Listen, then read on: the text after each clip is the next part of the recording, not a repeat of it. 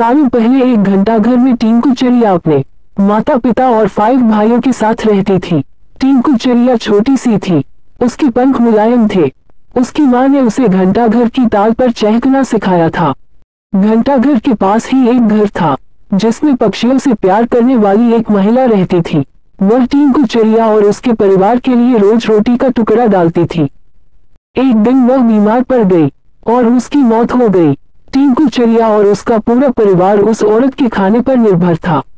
अब उनके पास खाने के लिए कुछ नहीं था और न ही वो अपने लिए खान जुटाने के लिए कुछ करते हैं।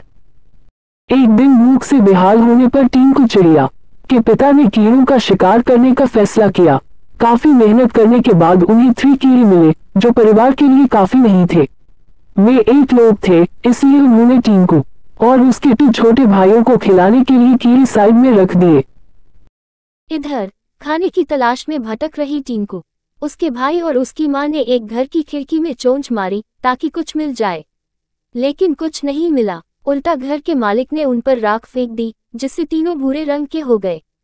उधर काफी तलाश करने के बाद टिंकू के पिता को एक ऐसी जगह मिली जहां काफी संख्या में कीड़े थे।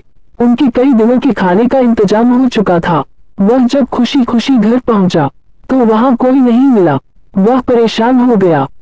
तभी टिंकू चिड़िया, उसका भाई और माँ वापस लौटे तो पिता उन्हें पहचान नहीं पाए और गुस्से में उन्होंने सबको भगा दिया। टिंकू ने पिता को समझाने की काफी कोशिश की। उसने बार बार बताया कि किसी ने उनके ऊपर रंग फेंका है, लेकिन टिंकू के हाथ असफलता ही लगी। उसकी माँ और भाई भी निराश हो गए, लेकिन टिंकू ने हार नहीं मानी। वह उन्हें लेकर तालाब के पास गई और नहलाकर सबकी राख हटा दी। तीनों अब अपने पुराने रूप में आ गए। अब टिंकू के पिता ने भी उन्हें पहचान लिया और माफी मांगी।